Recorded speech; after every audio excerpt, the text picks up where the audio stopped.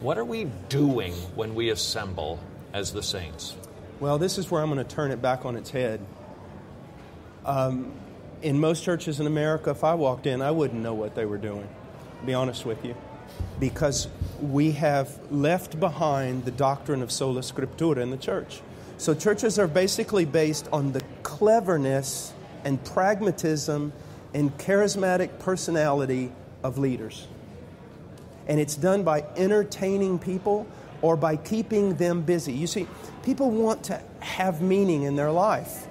They either want to be entertained or they want to have some kind of meaning. So you make them busy. You make them part of a machine. You make them part of a vision of a charismatic leader. And you get them all headed in the same direction. That's why, a 60-year-old accountant for Walmart ends up joining a biker gang and going to Sturgis, and hanging out with all the people. Why? Because he's looking for something.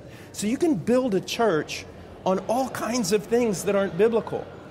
And that is the great problem. A lot of the excuses that are happening today, there is no excuse, but they're founded upon the fact that pastors do not fear God and are not managing God's bride according to the dictates He's given them. Furthermore, a lot of pastors are building their own kingdoms on the bones of unconverted church members. So that's why we've got the mess.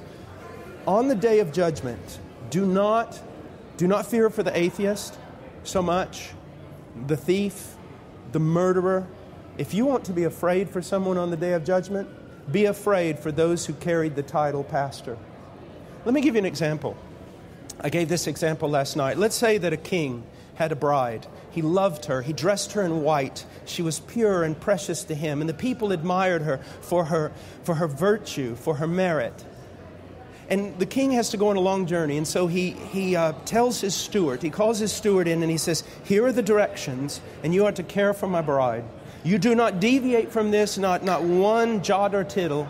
And when I come back, you'll be rewarded. Or I'll come back and you will be severely punished. Keep this book, these instructions with regard to her. Well, after a few years, this steward realizes that the people are losing their loyalty in the king. And they're no longer concerned about the bride because, well, she's just prudish. She's old-fashioned.